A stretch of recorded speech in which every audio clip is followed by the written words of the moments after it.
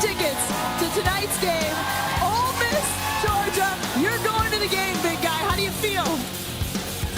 He's speechless. How awesome was that down at College Game Day earlier today? Welcome to the College Football Show presented by AT&T. Matt Sims, Skubie Mageza. I'm Sam Ravech. So great to have you in on what has kind of turned out to be a judgment Saturday with so many big games, college football playoff implications. Michigan, how did they fare in Happy Valley? Also, we'll talk a ton about Alabama, what they did on the road. But guys, there's some really big games going on right now. Washington is clinging, and I mean clinging, to a 7-point lead at home to Utah, who has played really well. A lot of questions about that Washington defense. We will get to this highlight when this game wraps up, we promise. So many good things going on today. We'll get Heather Dinich in studio later on as well. And, of course, we always want to hear from you guys at home. We want to hear you in the comments on YouTube as well. So we're keeping an eye on this Washington-Utah game, Scoob, but there's also another really close game down there in Tallahassee right now. Yeah. Things are close over there. Florida State needs to step up their play. And Jordan Travis and his squad, they're hosting Miami. A little bit of a slow start. We'll start in the first quarter. It's no score. Travis pitches it to Trey Benson on the option, and your boy is out. Big run for the score. Or did he? Take another look. Guys, Pete game. Benson ends up stepping out right here. They call it a game of inches for a reason. When we saw this live, we all said, oh. That's exactly how I felt when I saw it. But Hakuna Matata, that means no worries, because Benson would get it back, and he is for real. Gets in. Seminoles up 7-0, second quarter. Miami down 10-0. Emory Williams throws a pretty pass to Jacoby George, and he's making reservations for 6. Hurricanes cut it to 3. Move to the third quarter. FSU down 3. Travis hits Douglas, and watch this speed. You can't catch me. I'm the little man, or gingerbread man, whatever you want to make it. Florida State would get in field goal range, kick for 3 later in the third, same score. Benson would take the handoff, and he has been clutch the last several games. 38-yard touchdown, that put the Seminoles up 20-13, and then FSU would give up their largest touchdown of any kind over the past 25 seasons. An 85-yard catch and run by Jacoby George. What are we doing, baby? An absolute miss and break down the coverage. The fans' face said it all. Yeah. The game is still going on right now, about 2:43 left. Yeah. Huge for FSU to get this win.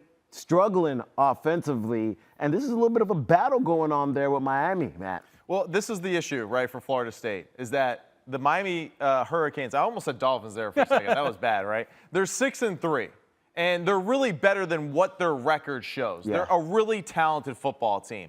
And we all discussed earlier in the year the blunder, not taking the knee, all that kind of stuff. So right now, Florida State struggling against a really good football team isn't a bad sign. The bad sign is that their record is not indicative and does not help the College Football Playoff Committee separate Florida State from the rest of the pack. And that's really the biggest issue right here. Miami is talented, and man for man has as many good players as Florida State, but unfortunately the record does not help the resume. Yeah, and it feels like Florida State has kind of flown under the radar despite the fact that they're still undefeated. Now, we're also watching this game in here with the rest of you, and we're seeing that there's a timeout for an injury on the field right now. But, obviously one of the biggest questions was, okay, Florida State has clinched a spot in the ACC title game, right? How do you play? Obviously knowing that everything is still on the line, but you don't want to have any let-up. And Miami's had their fair share of issues this year, specifically at the quarterback position with Tyler Van Dyke, who had thrown, I think, 10 interceptions in the last 4 games. Yeah. So clearly they wanted to make a change at that spot. Yeah, and listen, this is a team that is trending in the right direction. You should be excited about the Miami Hurricanes. They really are a team, again, that is better than what their record shows. Their talent shows it here against Florida State, who we have said multiple times this year, one of the most talented rosters that we think in all of college football. The other issue, though, too, is that Florida State, Scooby said it during the highlight, just inconsistent. Not enough dominant moments against teams that you expect them to dominate against. Now, Miami, I think, is one of those teams that does match up well with them. So I'm not really speaking to this game, but as far as the whole picture of it, there's going to be some other teams here that I think make some room or traction as far as the college football playoff committee is concerned, because Florida State hasn't been overly impressive when they've had moments. Yeah, especially, you guys are seeing it right on the screen. The stop in the red zone, just struggling to get some type of flow within the offense. And one thing that we know is Keon Coleman and Johnny Wilson weren't there last week. Yeah. And Jordan Travis had to do it by himself. You get your guy back, and now the offense starts to struggle. Not a good look for them. Game still not over, 2:34. Here we go. We're doing a live look here now. Miami is driving, hoping to get a score here, guys, but it shouldn't be this close if you're a top 4 team. But to Matt's point, Miami is better than what some people are giving them credit for. Yeah, super misleading, this football game. And this is why we bang our head against the door with Miami, right? Because we know that they were capable of more this year, and they really just haven't maximized their potential. Yeah. All right, 2nd and 10 here. So now you have Van Dyke in the game. Tyler Van Dyke is now, I believe, in this game for Miami. So, I mean, Maddie, talk to me about this. You got a quarterback who, everybody kind of thought was going to be the guy in Miami, and it wasn't really an injury that he just got pulled for this week, and now he's in the game and a chance to not only go down and tie it, but maybe even win this game. Yeah, and listen, all will be forgiven if he goes down there and scores a touchdown and at least ties this game or gives them an opportunity to go for 2 and win it. Yeah, so Williams, the quarterback that was in the game, happened to hurt his arm. And that's what we had. Emory Williams hurt his arm. And just from reports that I'm seeing on Twitter, they put him in an air cast. Looked like a pretty bad left arm injury. Right. That's why we're seeing Tyler Van Dyke in the game. So after you get Williams, he plays a pretty decent game. Numbers weren't off the charts. 8 for 23, 175 yards, and 2 touchdowns. But everything else is flowing. They're running the ball well, 131 yards rushing.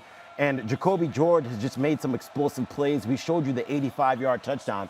But this is a 3rd and 12. Yeah. Where'd he go, Matt, here, what does it look like Florida State defense is showing right now? It looks like we're going to get man coverage across the board. It looks like we're going to get 2-man coverage, actually.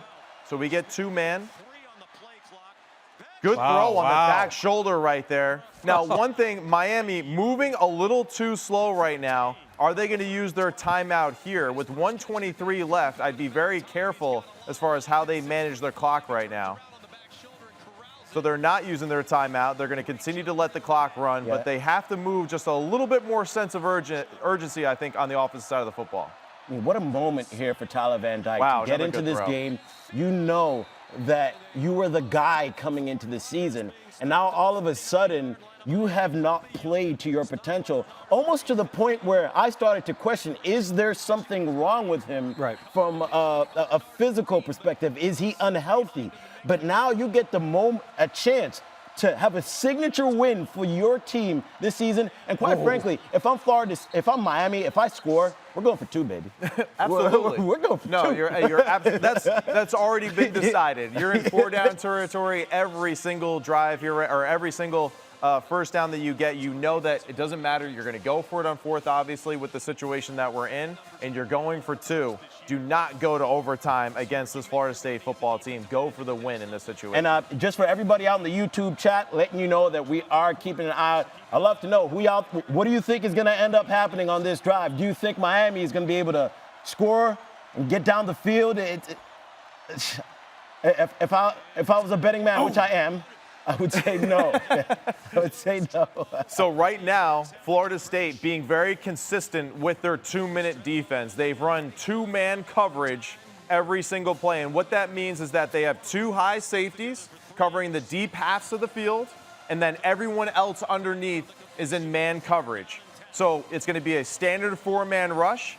Be weary, though, in these situations, there's no one that's potentially, covering the quarterback. So quarterbacks versus 2-man coverage potentially can run for big chunk yards in these situations. So let's see what he does on 3rd and 10 here. Again, Van Dyke just entering the game.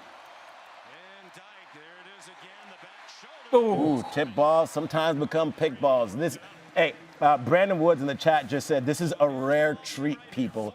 Yes, in television, there's a thing called a rundown, right? Yes. And we have a rundown. We have thrown that out the window. We had a plan for the show. That plan is not planning right now, so we're just going with it.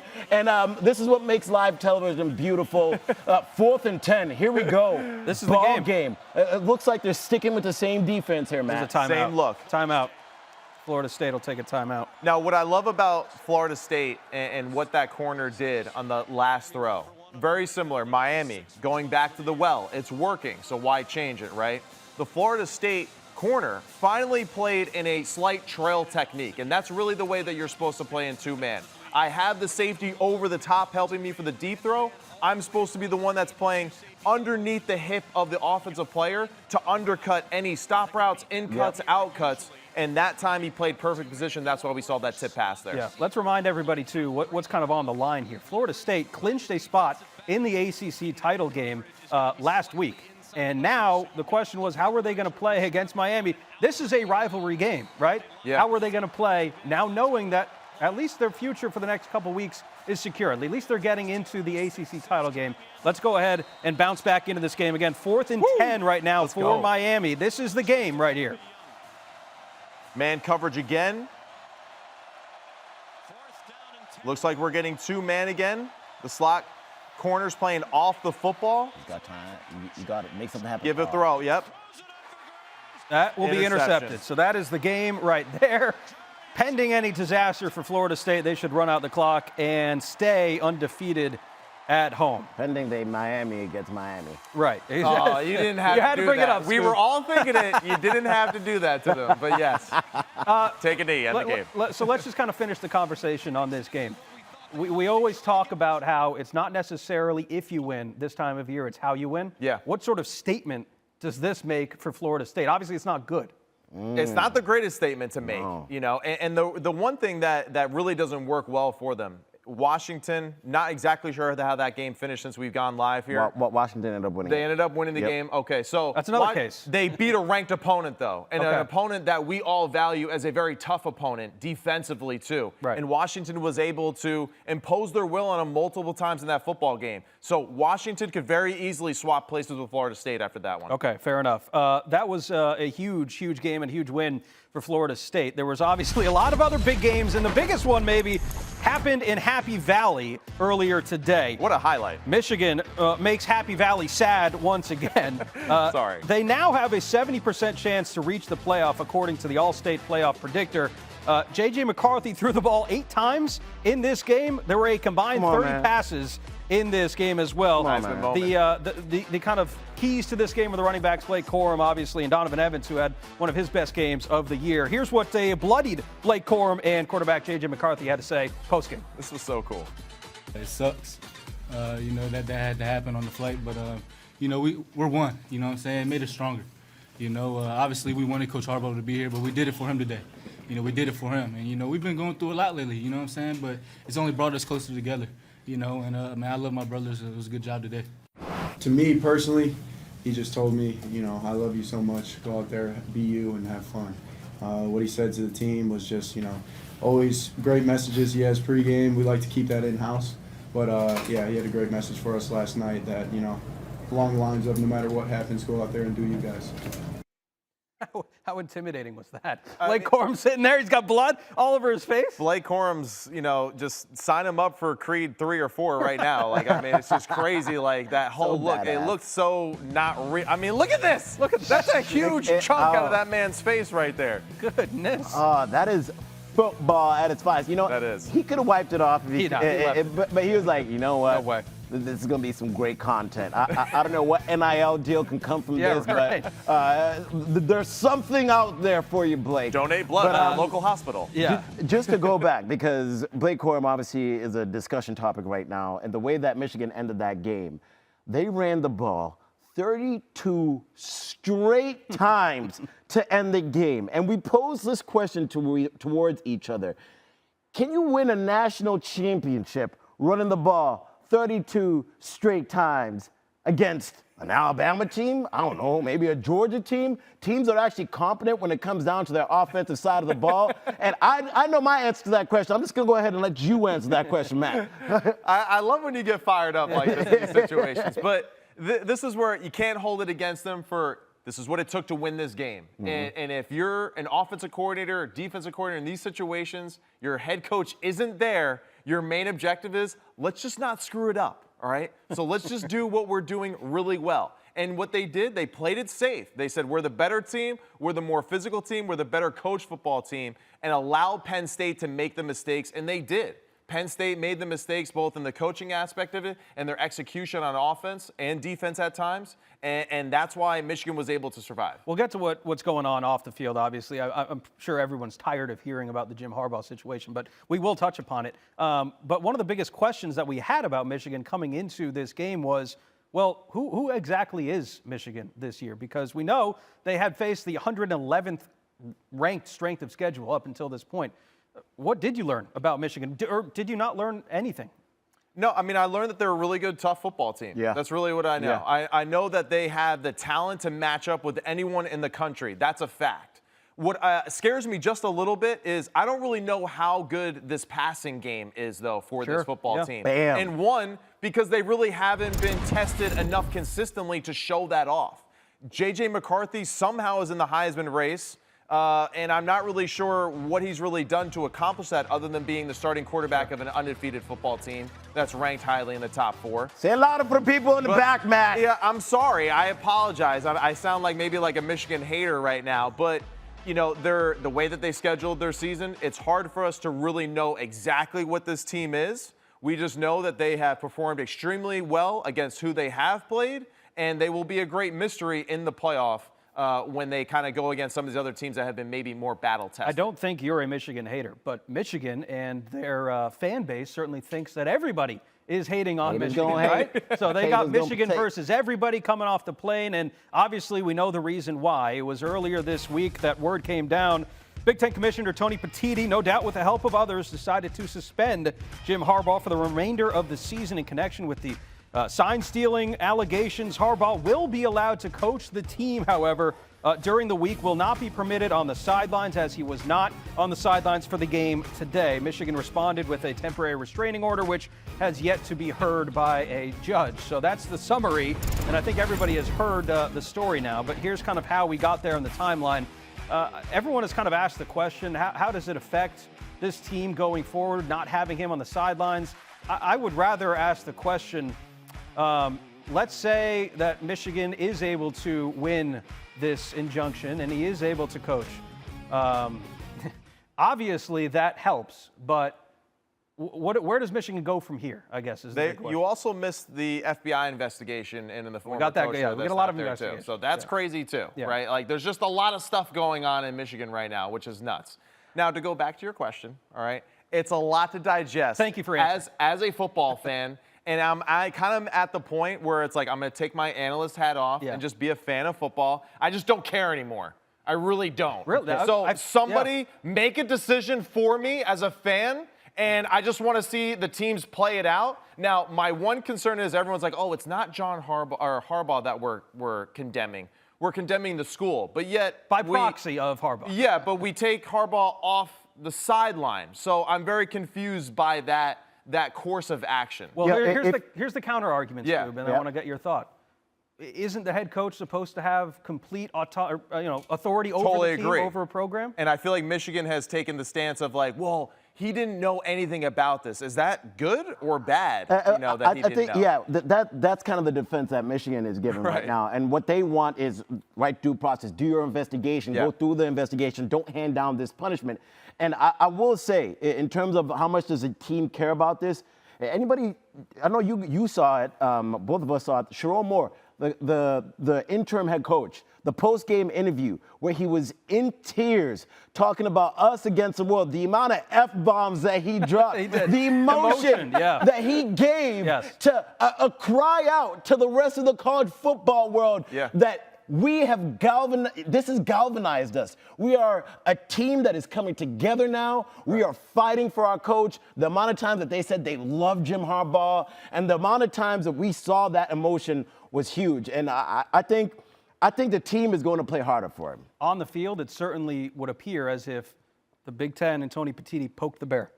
They poked the bear, and now Michigan's angry. And you don't want this Michigan team playing angry. We'll see what happens the rest of the way, obviously. Huge one going down. College Game Day was there down in Athens earlier today as well for a top 10 showdown between Ole Miss and the Bulldogs. You better get your ass ready to play. We're going to find out who wants to play football. Talented or gifted, all I'm saying is a difference. Very significant game in the SEC. Touchdown Reds again! No, this team's a real deal. What a play! Looks like it's a dog day. Now, I don't know about getting you popcorn, but strap your seatbelt. It's hard to believe that this is the first time since 2016 that Georgia and Ole Miss is playing a game, guys. But the last time that they met, Ole Miss won by a lot. Who was the quarterback on that Ole Miss team? You know him well. Chad Kelly. Yes, he was. That's right. Kelly. Swag Kelly. I had to throw it in there for you. Yeah, Chad Kelly, of course, had a good game in that one. He threw for 280 yards. It's amazing what 7 years can do. And obviously, Georgia with Kirby Smart has improved. Kirby Smart obviously remembers that loss. Let's get into this game because obviously these two teams have playoff implications and they want to make it that far. One of the most defining statistics when it comes to, well, how good is your offense is how you do on third down. Ole Miss and Jaxson Dart completing on, 36% of their third down conversions. Georgia and Carson Beck at 55% of their conversions. So with that being said, which offense, which quarterback do you give the edge to tonight, Matty? That's a good question, my friend. That's why you're sitting in that That's chair why we right pontificate. there. All right? We pontificate. Now, I would say that, of course, I'm going to give the edge to Georgia, right? I just have a little bit more faith in what they have done this season and being consistent. And I think that the projection of Carson Beck from where he started earlier this year to where he is now, very similar to Jalen Milroe, one of the more improved football players in this conference and in the country, and a team that's improved offensively as far as finding their identity since the injury of Brock Bowers. So I would just say that Kirby Smart, Georgia, they've proven to be a little bit more consistent. My big question mark will be, can Ole Miss just have enough big stops, especially on third down, right, to just have some advantage? Because one concern I have is just Ole Miss not being able to get off the field enough. Yeah, the thing about being in those third down situations is how are you able to protect your quarterback? Sure. The way that Georgia has gotten better throughout the season without Brock Bowers is the fact that their offensive line is playing really well. Yeah. Carson Beck has only been sacked 9 times this season. That's top 10 in the country. They are not allowing people to get to him, and he has been accurate, throwing over 70% completion rate on his passes. So when I look at this, of course I'm going to give the advantage over to Carson Beck in Georgia, because when I look at Ole Miss, Jaxson Dart has been sacked 20 times this year, more than double the amount. Yeah. He has pressure in his face. He's having to make more plays. And when you see that Georgia pass rush getting to you, which, by the way, hasn't been great all season, but has gotten a lot better over the last 3 games, that's where I see this game being tossed up like a coin, and I'll give that win over to Georgia. All right, let's switch gears here and talk about Ole Miss and Lane Kiffin, because we talk about Michigan, but there's also some things going on with Lane Kiffin and Ole Miss right now, Matty. Yeah. What are kind of your thoughts, not only on that situation, but how that affects this team going on the road playing their biggest game of the year? Let me say this. Yeah. The recording that came out did not sound good for Lane Kiffin. I mean, not at all. At the very least, I always say it doesn't cost anything to be nice. And I get it, like there's a business part of this. But your thoughts now on that whole situation? Yeah, I mean, listen, obviously we have to be sensitive to this young man and what he experienced, right? We don't know what he's going through internally with his life, right? So we don't know enough to make a judgment on him. And even if we did, we still can't make a judgment on him. But this young man does play in football in a world that is very business-like. And there is a lot of money on the line, absolutely, for everybody involved in this situation. And to disappear for an extended period of time when you have a ton of resources at your disposal, Division I football, you have more resources as an individual than any other American in our country right now. And that was the mistake that he made, of just disappearing and leaving the situation without informing anyone. Was it right for Lane Kiffin to do what he did? Absolutely not. At that point, though, I'm sure Lane was probably fed up with the situation. And, you know, when you were in a power-up position like that, you can make moves that seem a little unfair or unreasonable. And right now, Lane, you know, they all think that they're in the right. And, you know, really, honestly, both are right and both are wrong. Yeah. And that is true in this situation. Well said. Yeah, I think that's well said, Scoop. How about on the field for Ole Miss?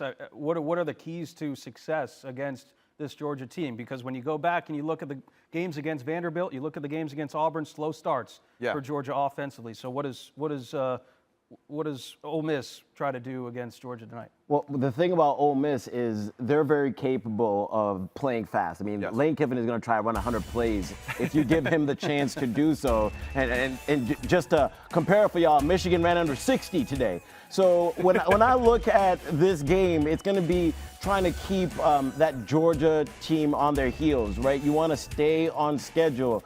Georgia is one of the most balanced teams, both on the offensive and defensive side of the ball, out of every other team in the country. They're top 10 in offense, or top 10 in defense, and Ole Miss hasn't seen that. And when you talk about talent, last week they saw a talented Texas A&M team that they should have been blowing out. They had that chance to blow them out, but then they have a holding call, which brings a touchdown back. And then they have to kick a field goal, which gets blocked and returned for a touchdown. Right. It's a 10-point swing. Those are mistakes that Ole Miss makes that Georgia doesn't.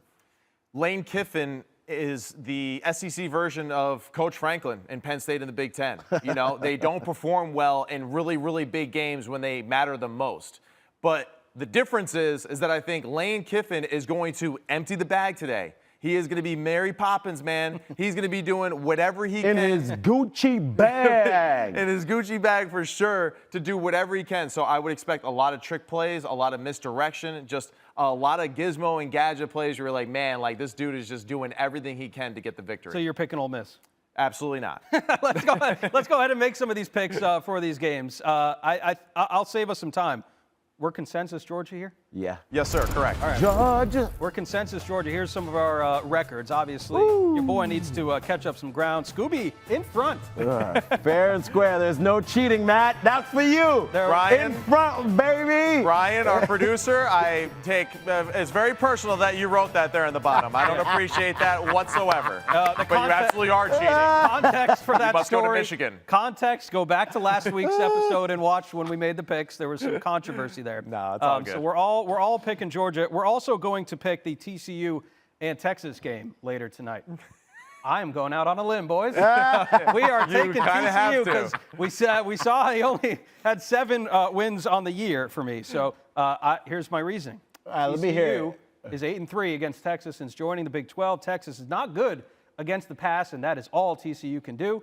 Never count out a Sonny Dykes offense, so that is why we're picking TCU. But no, you picked TCU because you're down in our rankings, right, that's right. And you have to take a chance, and then you came up with that stat. That's correct. Okay, good. Yeah, you nailed that. Great. Glad that we feel much better about this Quinn stat. Ewers is back, though.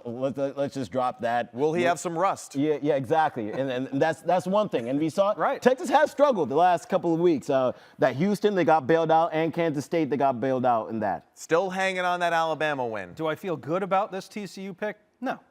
But we made it anyways. We got an update for you as well. We talked about Between the Hedges, what's going down. Look who scores first. Oh, wow. Miss. Nice cut. Quinshon Judkins with the touchdown. Again, he was a guy that started off the season really slow. Yeah. They were not really feeding him the ball that much. Coming off the freshman year he had last year, lately he's picked it up. And this run game for Ole Miss is providing a whole new look. And that is important. Let's remember, Georgia has struggled in the first quarter, Yes. pretty much the whole season. This ain't nothing but a chicken wing to them being down in the first quarter, even to the bad teams or the good teams. Long ball game to go, people. All right, we got a live look in here. Georgia, Ole Miss. Again, top 10 showdown in the SEC between the Hedges. College game day was there earlier. What a scene it was. There was a lot of rain, and it looks like based off of Lad McConkey's jersey, it's still muddy down there. Yeah, so they drove down there quite quickly. Started off with an 8-yard run, and then Beck just started torching him. A 10-yard pass to Ra Thomas, and then shoot, if it works once, why not do it again? A 44-yard pass to Ra Thomas, and now they are in scoring territory on 2nd and 10. That was pretty quick to get back into the red zone. Little screen there. Yeah, Georgia averaging just about 39, a little over 39 points per game. The offense has been efficient, and you just check out the blocking here. I brought it up earlier about the offensive line and how they're letting Carson Beck sit back there. And if you're going to be able to affect Georgia and slow down this offense, you got to put it on his shoulders and get pressure in his face. Yeah. Ole Miss, not the greatest pressure team. They're actually in the bottom of the conference when it comes down to that. But if you're able to just get some pressure in dude's face, maybe you have a chance. And Ole Miss, just same thing, defensively. Have to take risks. Have to take calculated risks, knowing that you're going to leave your defense exposed. But, I would rather be decapitated than die by, 50 million, sharp daggers. Somewhat of a morbid picture there. Yeah, sorry, bro. Yeah, a little much maybe. Hold on, quick question. If this game turns into a shootout, does it favor one team over the other? I think that's if there's one thing, if Ole Miss is going to get in a shootout, you're kind of okay with that. Miss. Yeah, I think it does. Because you've been in a shootout situation before. Yeah. 1,300 yards total between Ole Miss and LSU. Yeah. Absolutely ridiculous game. Still the biggest shootout that we have seen. It was a wild, wild west. And they have been in that position before, like you said, so I feel like they'd be a little bit more comfortable with we don't care if the score is 60 to 50-something. Whereas Georgia, they'll be like, man, I can't believe we gave up 4 touchdowns. They're going to be yelling at each other on the sideline. I feel like that does play maybe into the favor of Ole Miss just a little bit. All right, fear not. We will have a lot more from this game coming up later on in the show. All right, you hear the moves. You know what that means. It is time for Holy Cow here on the College Football Show. That means we got 5 plays for you over the course of this College Football Saturday. We will rank them 0 to 100. Scuba, Matt, you ready? Ready to go, Ready Captain. to get into? Okay, yes, sir. Let's do it. We always give credit to, the key positions in football, right? We go to the quarterback, we go to the running back. But how about the big man? Let's give the big man a little bit of credit up front. Go! You know what they call this? Razzle-dazzle football right there, baby. And you know what else we call this? A thick six. Yes. Shout out Michael Goley Jr. with the reference. What you got that for? How do you follow that? That is Alex Huntley, by the way, on the reception there. I'm going to give this a nice, even 92. Okay. 92 I rock out of with 100. that. Yeah. I rock. Nice little start. Respectable. Nice little All right, start. So that's where we start. It only gets better from here, guys, by the way. So, Scoob, this is you. Cade Klubnik went off today, but he got a little help from Tyler Brown here. Oh! Okay. Tyler Brown. That's illegal in 51 states. Hey, he should have been backpedaling, first of all. I don't know why he was backpedaling like that. That's the first thing that I saw from it. What do you got, But you had to stick him on the hands. I'm going to give you a nice little score for that. How about a little 90, all right? Hey, Hater. no, it's not a boo. 90, we're rocking with a good catch, Tyler. All right, Matty, coming at you here. We got Liberty, 4th down here, but we're going for it. 4th and 4 to the end zone. Oh, what a grab. Liberty Bibbity with 6 points, baby. I like it. He should be insured by, well, actually, we're not sponsored by them, so I can't mention them. But, hey, what a catch right here. 50-50 situation. Give him a chance, and he makes it all worthwhile right there.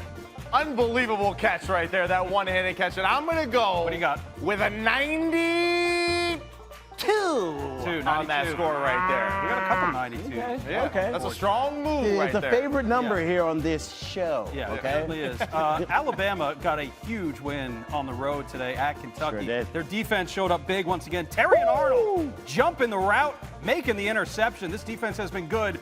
They got a couple guys that are going to be playing on Sunday in years to come. He'll be playing on Sundays. I mean, my boy is not named Chris Brown, but he sure said, give me that. Some of y'all get that. Come on, man. I got it. We got it. Take out We got back. it. What you got that for? Yeah, What you gonna give him? I'm gonna go give this a 98. All right. I like the jump roll. too. Like that? What wasn't good enough to make it to 9,900? No, not 100. Not 100. Okay. We'll go with the 98. We'll go with the 98. All right, next play. What do we got? Holy cow play number 5. Okay. Check it out. Going on Tulane, Scoob. This is just to start the third quarter. Uh-oh. That's a lane. He gone. Keep going. There you go. Keep going. Nobody's close. That's what I'm talking about. To the house. All the way. And he did the little sprinter finish at Yep. the end. Untouched. Oh, he was touched yeah, a there. little bit there. Just a little jersey. That was the kicker. You better not let the kicker get you. I mean, the fact that he did not let the kicker get him. What do I give this? What do you got, Scoop? Please be a good score. 99. Nice. 99. I wasn't sure. That was if, so if it was anticlimactic 98, right there. 98. Jeez, come on, 99. man. 99. 99. It almost made 100. It's like Madden. You can't give everyone 100. Those jerseys are pretty cool, though. They were I like awesome. those. They were. Yeah. Yeah. Yeah, pretty good. All right, Better than UConn's. switching gears here. That was some of the good that we saw today. How about some of the not so good? And we call these plays what, guys? Yeah, exactly. And this is exactly why. 4th and 9, you're backed up on your own 20, and we got a fake punt. Oh, That come Dabo on. Sweeney trend, that stock is it's dropping. Tyler from Spartan, bro.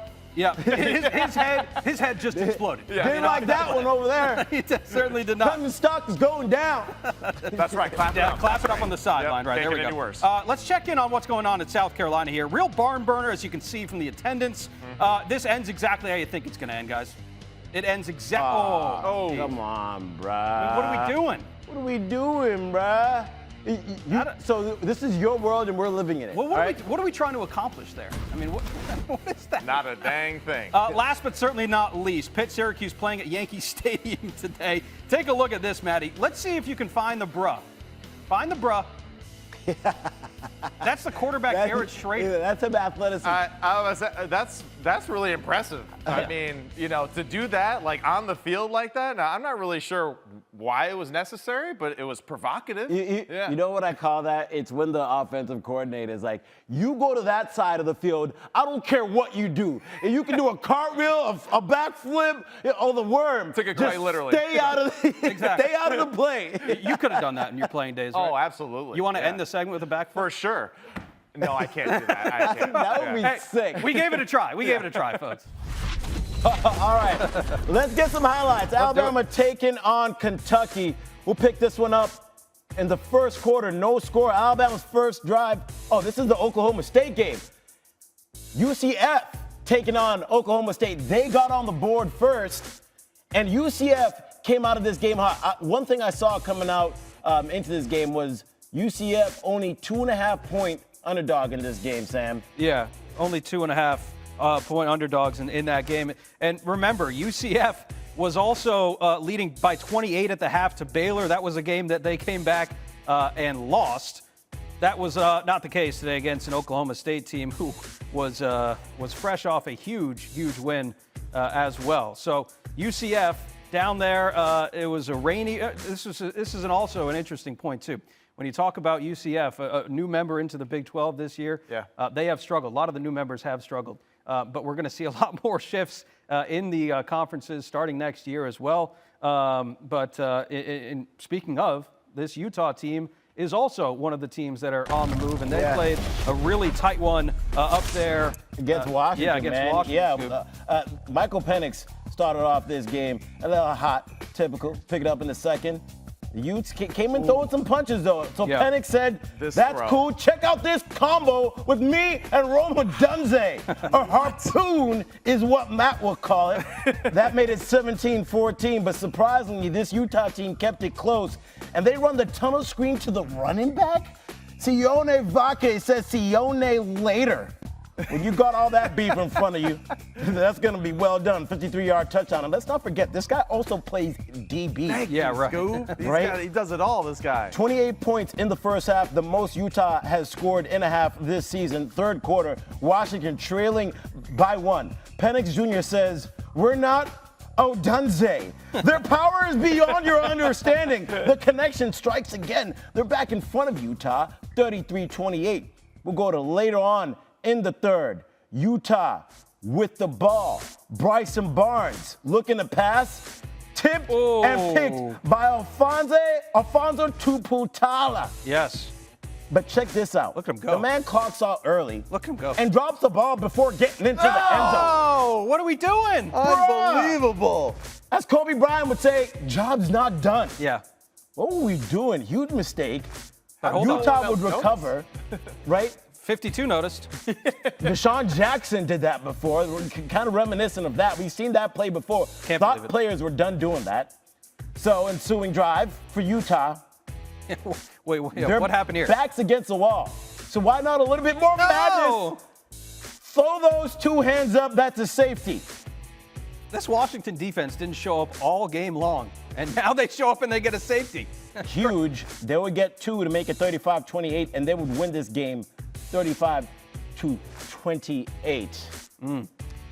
Man, Rome Odunze, though, 3 receptions, 111 yards. I mean, that dude is just a one-man wrecking ball in the secondary. Phenomenal football player. All right, Alabama taking on Kentucky here. Alabama going on the road for the first time in over a month, believe it or not. It's been a while since they have had to travel. They're up in Lexington today. First quarter, no score. Alabama's first drive goes for 6. Jalen Milroe, perfect ball to Amari Niblack, 26-yard touchdown. Alabama leads it 7-0. Next Bama possession, same score. Milroe. Those hit perfectly to Kobe Prentice. I mean, the way that he's creating time with his legs, Matt, that's what I love to see the most from this dude. Yeah, I mean, this guy, his growth at the position has been super impressive, and he is absolutely the heart and soul of that football team now, which is crazy considering where he was at the beginning of the year. Yeah, he got banged up a little bit. Let's go second quarter now. And Milroe again trying to create space, able to flush out of the pocket and find a receiver. His legs. Yeah. I mean, that's Rolls-Royce Williams there, 26-yard touchdown. I mean, if Milroe keeps playing like this, it's scary hours for everybody in the SEC. Devin Leary has been interception prone this year, and that one, the latest, Terrion Arnold says thank you for that. Later on in the third quarter here, Jalen Milroe using the legs Shot out once of a again. cannon here. He moves at a different speed. What we got to remember, too, is that this dude is a sophomore. Yeah, right. Right? So get ready, SEC. You're going to see this guy for another 2 years. Well, maybe not, because, I mean, his growth of the position is ridiculous. 3 passing touchdowns, 3 rushing touchdowns. Yeah. First QB to do that in Alabama history. Amazing. Do we say Heisman? Do we say Heisman?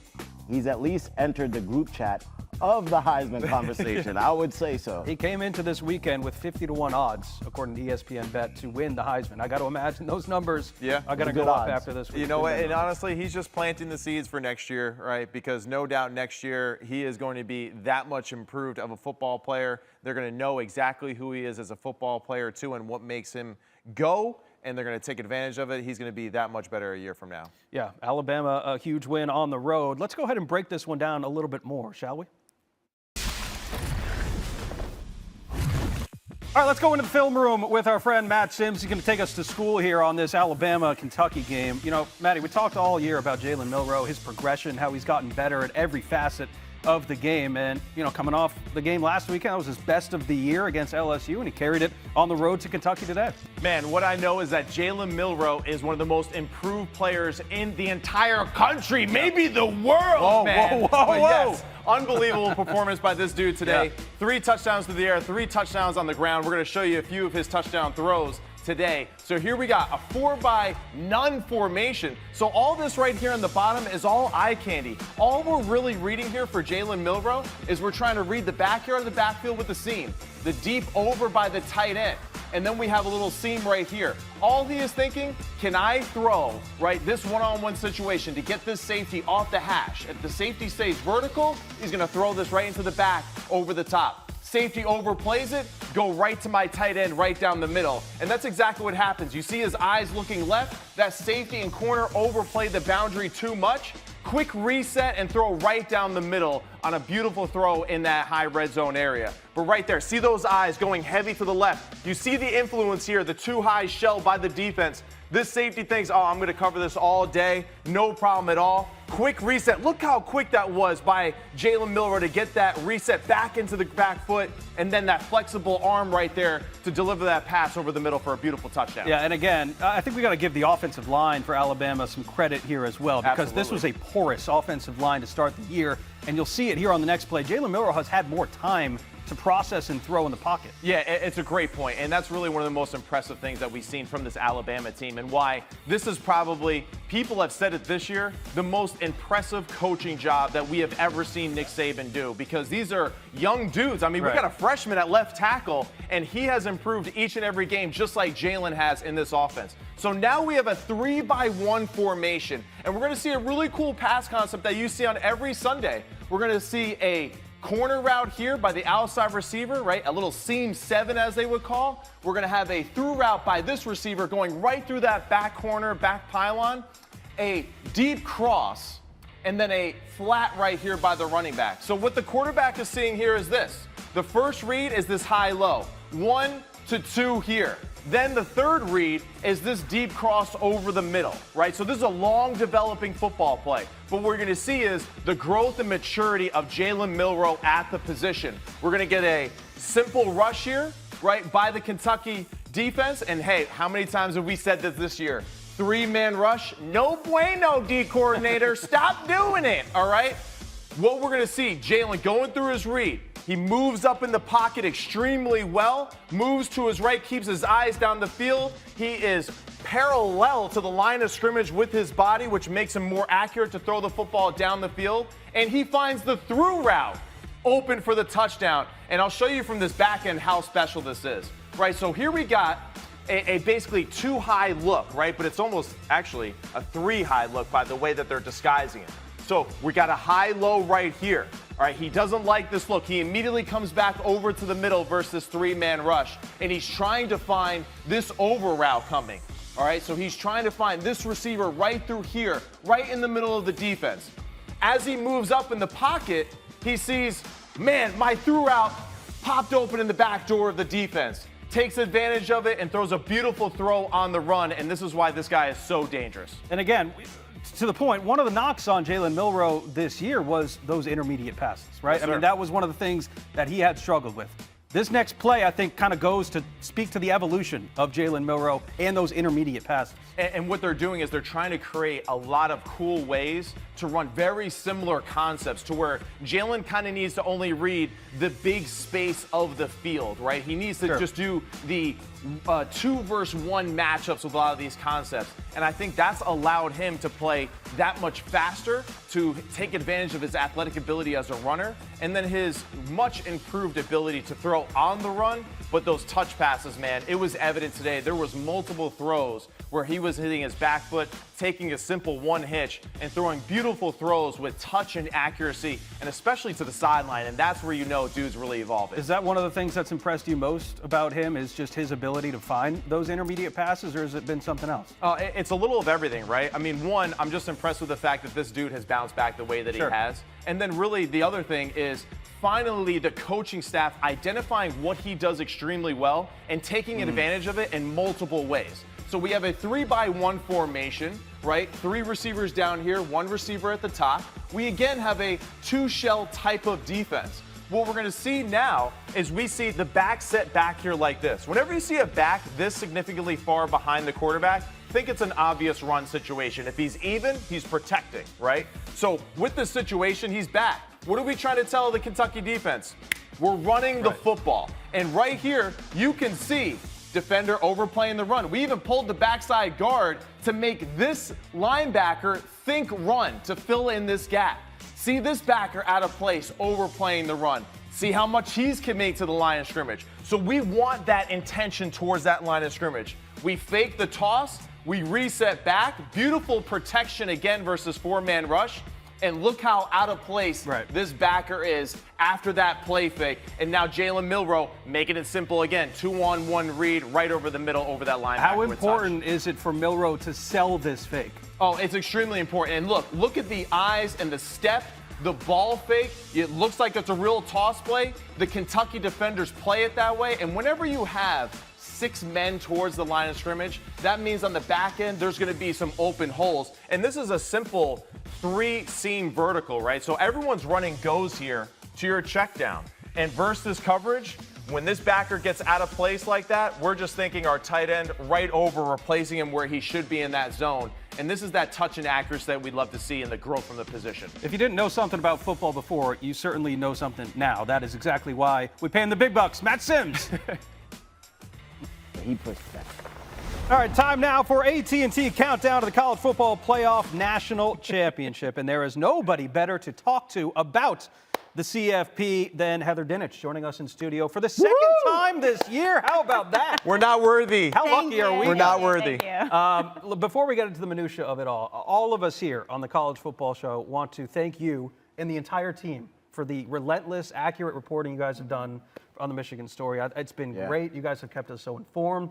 You've been working hard. You've been on Get Up, right, every single day, trying to mediate some of the conversations. What's it just been like covering this story in general? Thank you. My colleagues Adam Rittenberg, Tom Van Haren, Pete Thamel, it's like totally been a group effort, and it's just been nonstop, and it's going to continue, guys, because it's playing into next week, as we all know, and we don't know if he's going to be on the sideline for Maryland or not. So it's just been a constant story, but Ryan McGee, my colleague, wrote a great column about how embrace Michigan as the villain. And they've embraced themselves as that. And so it's turned into, because no one on the field, no one has gotten really hurt by this. This isn't that kind of a college football story, right? So this has been interesting because it's espionage. That's exactly what it is. That's a great way to describe it. Yeah, that's what it is. I love that, especially with the way people like to say the script writers, the way that the script writers are writing this, the drama leading all the way until that final game of the season, Michigan, Ohio State. There is no better marketing strategy than what the college football world is doing right now. But now let's get back to some of the football that was played today. Out of all the teams that went on the field, who do you think helped themselves the most for the CFP? Well, right now, as we sit here right this second, it could be Washington, because Washington won against a ranked Utah team on a day when Florida struggled against Miami. And we all know the selection committee pays attention to how you win. That's why Washington is sitting on the bubble, because the committee wasn't impressed with their wins against Arizona State and Stanford in back-to-back wins. Well, they finally did something with their resume against a really respectable Utah team, won back-to-back Pac-12 titles. So I would put them at 4 possibly this week and see Florida State drop down a notch because they didn't do anything. Do you remember when I said that earlier? Yeah. I actually heard her say that. I just copied it. He sits next to me. I'm great at, I'm great at plagiarizing. Now we know how it all comes together. That makes sense. We I got through college. We have an FSU Noel in the YouTube chat, and he said, "Go Noles," and I know he's not happy to hear that at all. Sorry about that. You win some, you lose some. We got a couple blind resumes that we want to take a look at with you, Heather. And there's some interesting ones here. Once we can pull them up, we'll wait for them to come up. They'll come up in a second, I promise. Okay. But we got, here we go. We got Team A, Team B. Team A, 9-0, strength of schedule, second. And these are key wins over FPI, number 4, 17-27, by over 20 points. And then Team B, almost the same, 9-0, first strength of schedule. And we got FPI wins over number 5, number 10, number 28 by over 25 points. We have guesses. Let's open it up to the room. Number 5, let me beat Washington. 9-0. Any by ideas? 25 points? Washington. No. Team B is Washington, I think. Team A is Team Washington. Team B Michigan? is Ohio State. Oh, okay. I was going to say Team A was Ohio State. Ohio State from number 1 strength of record. Right. But the idea is, and the point, obviously, we're trying to make, these are very close. Very. And right now, Washington's not in the playoff picture. Ohio State at number 1. But see, they're close now, but at the end of the day, Penn State losing to Michigan is going to devalue Ohio State's resume. Yeah. By how much? By a hair, but enough that if Georgia beats Ole Miss, their resume will trump Ohio State's. And really who's killing Ohio State's resume is Notre Dame. Doesn't help. Right? Yeah. They're the one that I feel like it was that ace up their sleeve. Penn State, we knew maybe was in that 1, 2, or 3 piece of the Big Ten East. Notre Dame has been the one I feel like that's kind of let them down recently. But still, even if it were to, if Ohio State were to beat Michigan, Michigan would have a tougher time doing what Ohio State did last year and sneaking into the top 4 without winning the East because it doesn't have a Notre Dame on its schedule. Oh, good point. Its non-conference schedule was horrible. So the point is, at least they have that. Yeah. Right. Michigan cannot claim that they do. We have one more blind resume to look at here as well. Team A and Team B, exactly the same. Now this is a trick one. I'm just going to tell you, this is a trick one.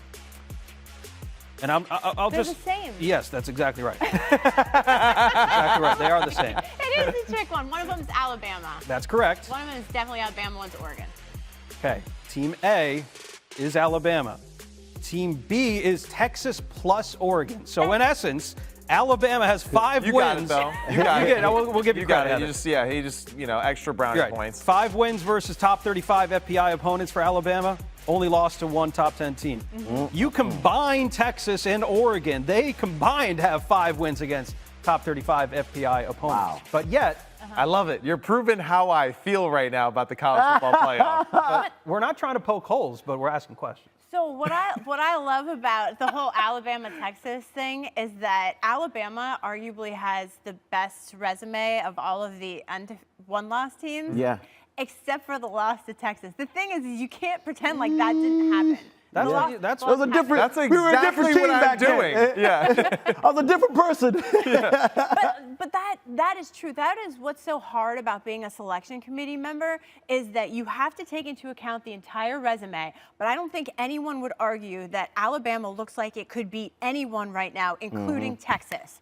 But they lost at home by double digits. And you can't erase that. And you can't erase that. And so I think as long as their resumes are similar, that head-to-head is still going to carry weight in the committee. That's what you get. Shout out to Alabama for scheduling such a tough non-conference game so early in the season. Yeah, because now it's your own fault for losing one of those tough games. And it just, my problem is that game, I understand, you're trying to figure out what your team is. Texas won it, absolutely. They did great that night. But Alabama, to me, now has really shown to me that they are absolutely one of the top 5 teams in the country and the way that they play, both offensively and defensively. And this dude is an amazing football coach. And what history tells me is that this guy is going to have greater success in the playoff than Steve Sarkisian. Yeah. So this is my other concern, too. Texas recently, who have they really beaten impressively that makes you go, man, this team is really trending in the right direction? Like they're just holding on, right? But- just to get in there. I know, it's just my frustration as a This fan. is just the counter argument. The answer to your question is they haven't, but they beat Alabama. Right, but that's what's crazy to me. It's like that was so long ago. Now I understand, but Texas, they lost to Oklahoma. We've seen recently how good Oklahoma is. Yeah. So I know I'm annoying. I apologize. All right. We go live here. We got Ole Miss second and goal and trying to even it up here. Just starting the second quarter. Another keeper for Jaxson Dart there. What did I tell you, Sim? What did you ask me on the radio? Does Ole Miss have a chance? Have a chance. They got a chance. They got to punch his chest. Yeah, you got to get points here. Third and goal. This is huge. I'm guessing if you run that play the way that they did, this is 4-down territory. I was going to ask you, are you going to kick a field goal here? Or are you going to go for a touchdown on 4th down? I think Lane has. Look at Sam. He's like, I don't know. Lane has enough in his bag. Ole Miss has the offense. He has enough in his bag to actually draw something up that makes sense in this position. So this to me says, okay, you're definitely. There you go. Oh, it doesn't matter. Judkins. Uh-oh, that's coming back. By the way, that was the AT&T countdown to the CFP National Championship. pay the bills.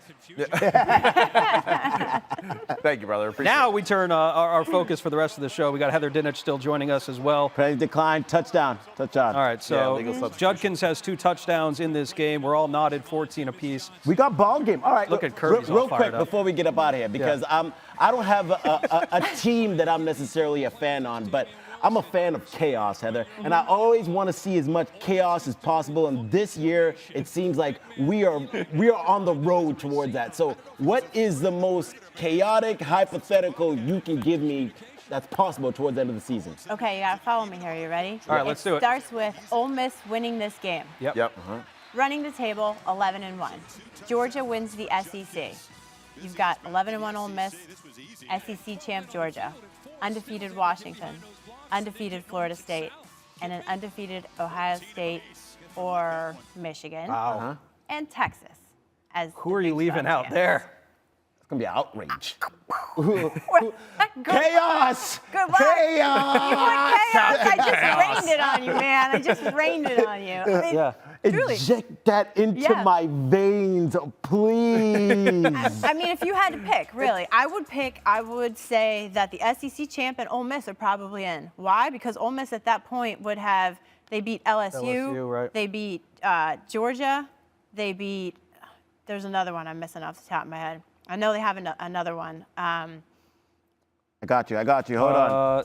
You said LSU, right? Yeah. LSU. to They the beat area Texas again. A&M and Tulane. They beat A&M. The Tulane one was And the other one. Tulane. That's the Yep. leading Right. New Year's Tulane was 6 ranked. one. Yep. So I would put them in because that's better than even an undefeated Florida State. So Florida State's best wins are LSU. That's a comparable opponent. The selection committee would consider that. Really? But they also, another tiebreaker is conference championship games.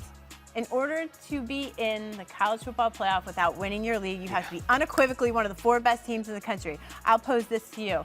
If Ole Miss and Florida State played, who'd you pick? Ole Miss.